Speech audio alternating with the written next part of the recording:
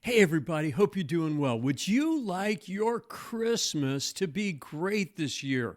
Of course you would. But all of us, especially if you're married, encounter challenges every year that keep our Christmas celebrations from being great. Well, stick around because I want to give you some tips on how you can make it a Merry Christmas. Welcome to the Turn It Up Marriage Tips and Tools Show, where I provide faith-based tips and tools from God's Word that will strengthen your marriage and all your relationships and make them better.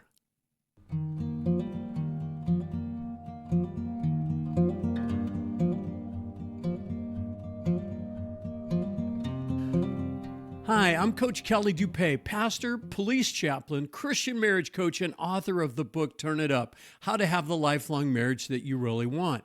Well, there are a lot of things that can sabotage our Christmas celebrations. Here's some of the most common ones that I've experienced, as well as in talking with people what they're challenged with. The big one is overspending.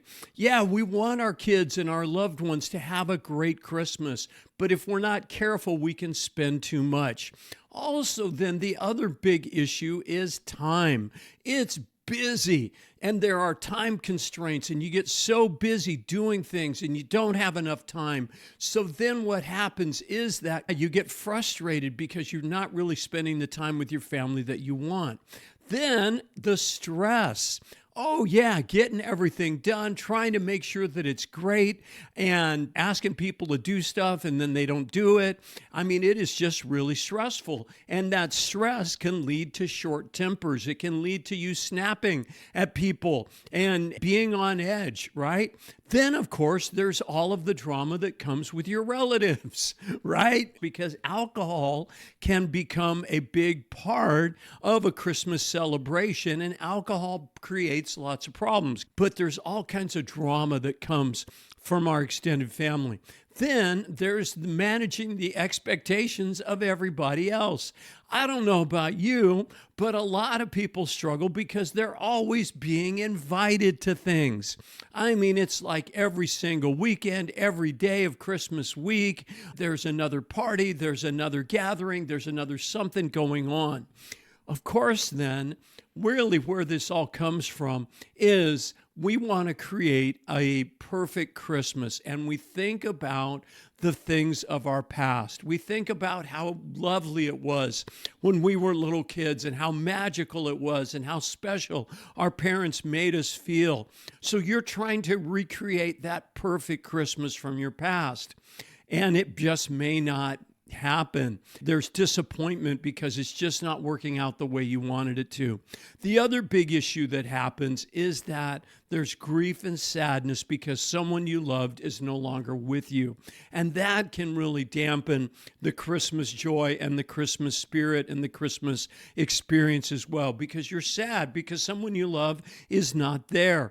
Maybe it's because they've passed away, or maybe because the relationship has been broken. And then the big one as well is that we get so busy and so distracted is that we forget that Jesus is the reason for the season. And so we forget to really experience what God has for us in the moment. So let's address some of these and provide some solutions. The first one I want to deal with is being too busy.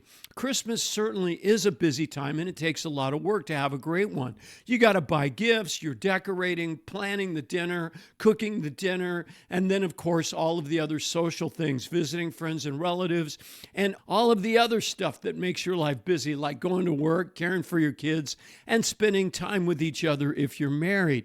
All of those things creates this really stressful season. And when you try to do it all, you really do get stressed out. And that can turn into anger and resentment, because absolutely, when you're stressed, tempers can be short. You snap at your family and you turn the whole thing into something unpleasant. And then later, because you're so exhausted after Christmas, and maybe your family didn't appreciate it, or maybe they didn't express their appreciation impatient. So now resentment sets in because you're angry at them because you put all this stuff in and that it didn't even seem like they really cared. So here are some tips to manage the busyness of creating a great Christmas. The first thing I want to encourage you to do is shift your mindset from being a servant to being a leader. You see, a servant does everything, but a leader empowers a team to get it done. So think about who are the people on my team. Now, obviously, if you have little kids, then they may not be able to do much to help create the Christmas or decorate or put up the lights or whatever. But if you're married, then your team maybe is you and your spouse. Okay, so think about who's on your team and then think about the other family members who are going to be enjoying the experience with you. Then what you want to do is create a task or project list and assign responsibilities. So think about everything that needs to be done and write it down. This is a great management tip. Just write down everything that needs to be done. And then what you want to do is assign that to somebody. Then what you want to do, once you have your list made, is ask the people whose name you've assigned it to do those tasks. Here's a great formula that I've used and that I want to encourage you to use, and it's in my book. It's called SMART, S-M-A-R-T. And using the SMART format is a great way to make good requests. So a SMART format is that S stands for specific. What specifically do you want that person to do? M stands for measurable. How much of that thing do you want them to do? So for example, if you're asking somebody to bring the rolls to dinner, how many people will be there? How many rolls do you want them to bring?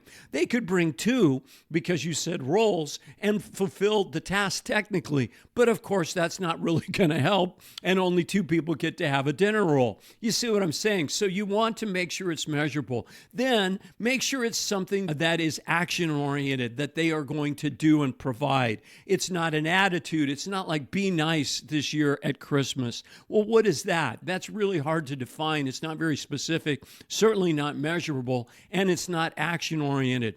The R stands for reasonable. Is it something that the person can absolutely do? Is it reasonable? Can they afford to do it? Do they have the resources to do it?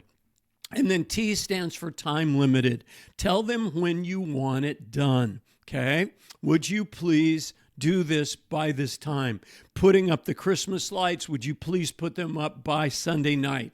Then wait for a response. Okay, now this is critical if you're making a request because the person needs to respond to you and they can say yes or no or make a counteroffer. And a counteroffer is either changing the time or changing the task. So yes, I can do it by this time. No, I can't do it by this time, but I can do this part by that time. Or I can do both things, but it's going to take me a few more days.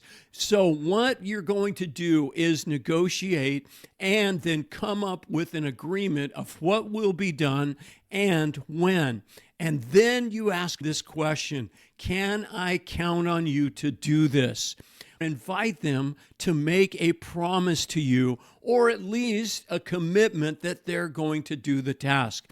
Okay, I'm counting on you to do this, right, Joey? Yeah, I'll do it. Okay, can you promise me that you'll do it? Yes, I promise. Okay, because what that does is that it elevates that commitment into something bigger than just, oh yeah, one of those things that I've got to do when I have time. Then after that happens, if it's a big project or something that requires a lot of steps, you may want to ask for a progress report.